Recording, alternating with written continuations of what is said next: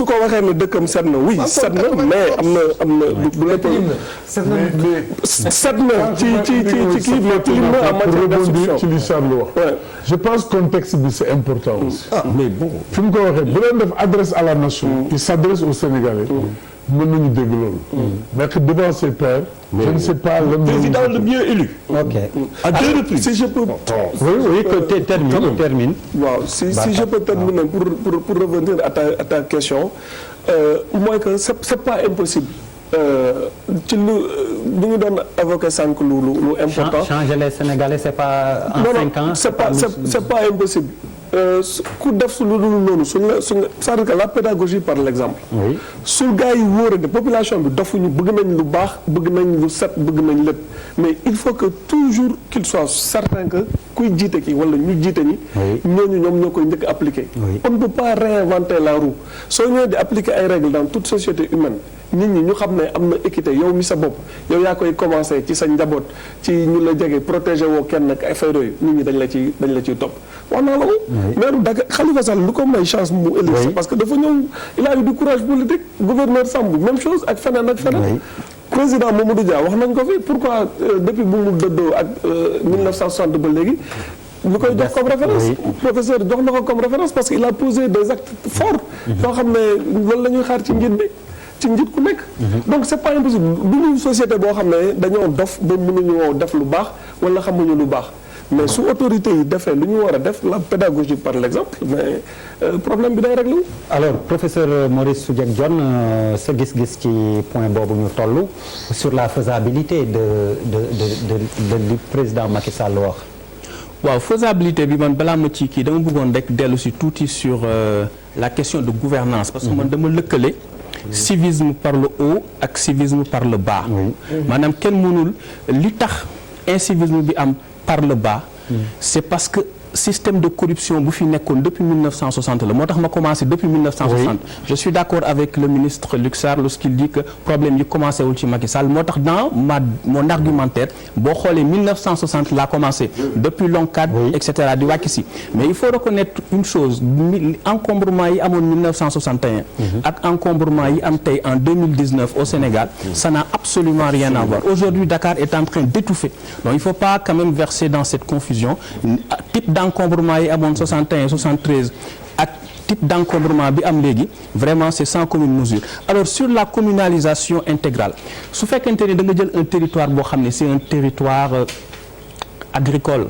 c'est un territoire rural nga jël ko rek ne léegi dañu gome ci feuille bi fi ñu defoon communauté rurale ñu gome ko def ci commune mais qu'est-ce que ça change absolument rien dañu nax nit ñi nga jëlati encore la départementalisation intégrale quelle est la pertinence de la départementalisation intégrale parce que déjà ñi ngi amoon 14 régions nga jóge ci 14 régions teg 45 départements ku ci nekk am rang de ministre am ay avantages te 14 régions la ñu amoon boo paree nga ne da ngay créer ay pôles territoriaux yu teg anañu doxal nañu 7 ans où sont les pôles territoriaux il n'existe pas te pourtant amoon nañ déjà 14 régions donc tout ça c'est une aberration pôles territoriaux amul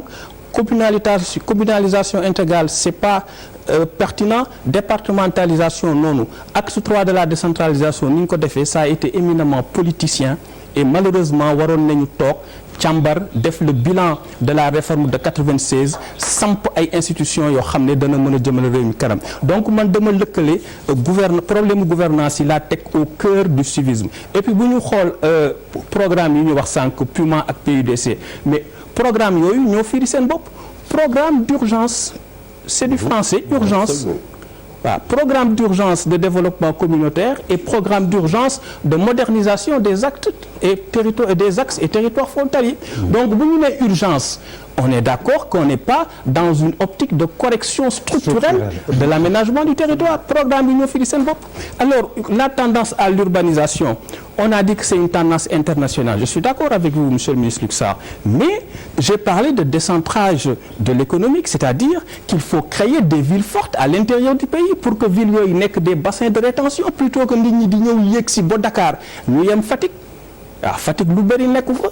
pourtant mënoon nañ ko développer Kaolack noonu Kédougou noonu Tamba noonu c'est de créer des pôles urbains forts pour retenir justement en faire des bassins de création d'emplois, de création de richesses. Et puis les programmes d'ajustement structurel, ce qui les a amenés, eh bien, c'est un problème de gouvernance quoi kenn du ko discuter c'est la faillite l'effondrement de l'État ñu ñëw imposer leen ne leen nii ngeen di doxalee foog ngeen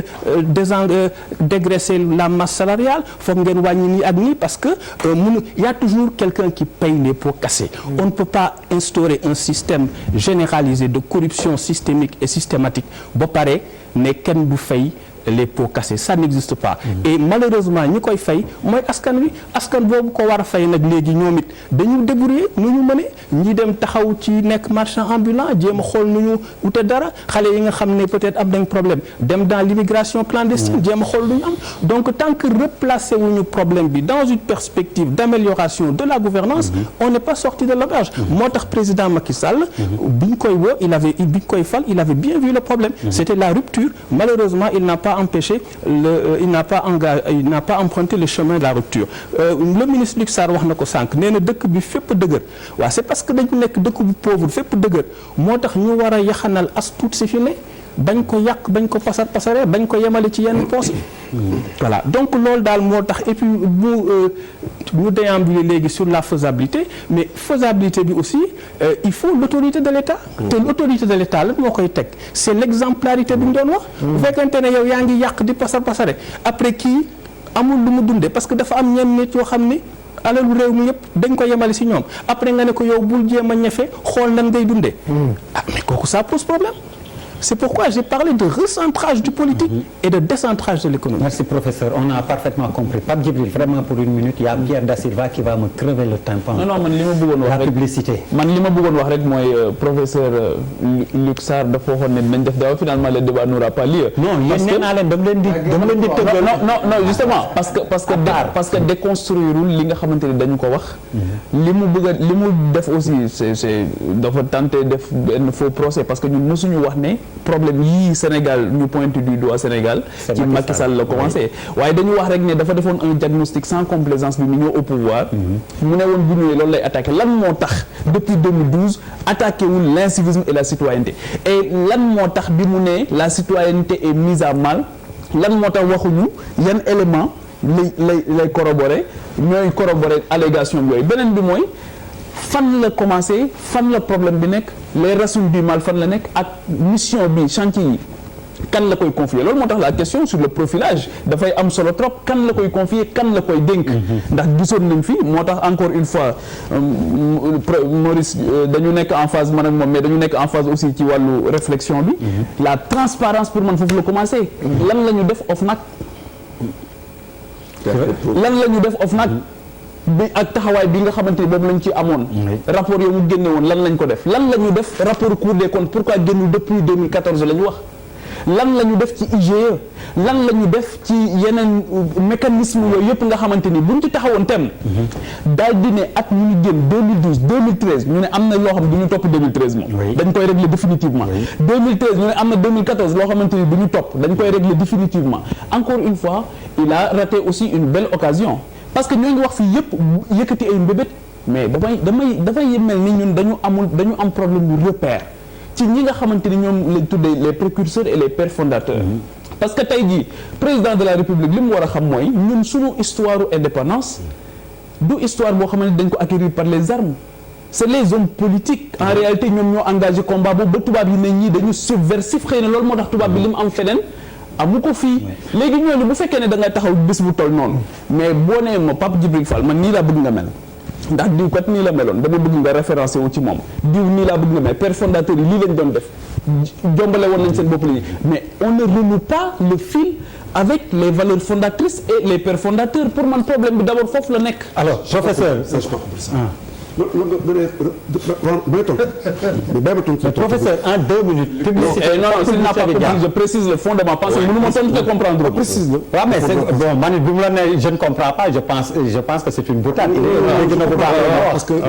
amuñu repère moral. non dama ne il est très politique fais attention. non exactement ça Charles moo tax il a compris. non Charles justement. c'est-à-dire que je ne comprends pas. gis nga pour man il nous faut parler le langage simple. te langage simple bi ni ñu koy defee mooy ñi nga xamante ni dañu jiite dañ leen di dimbali. ni ñu leen di dimbalee mooy ñu waxante dëgg mooy ñu wax leen dëgg affaire yi jarul chercher de midi à 14 heures. ah non moom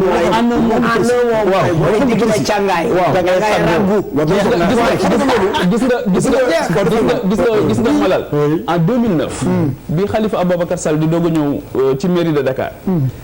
li nga xamante ni ñoom tàmbali woon nañ ko 2008 ba marchand ambulant yi def marche bu métti 2009 bi Khalifa Sall ñëwee bëgg ko def kenn ku bokkoon ci ñoom porte-parole la woon à l'époque Touba la woote il était là-bas woote ne man marchand ambulant yi laa àndal bu ñu fa jógee ndax suñuy doom lañ suñuy frère lañ suñuy nàngam kuy lu may wax kuy moomu moo fi ne ne mbiri du dem parce que dimbali wuñu suñu chef président de la République ni ngeen koy dimbalee mooy ngeen wax ko dëgg la recette elle est connue jox leen ko mu jëfe ko Sénégal jëm kanam. Alors la surprise du chef. Alors,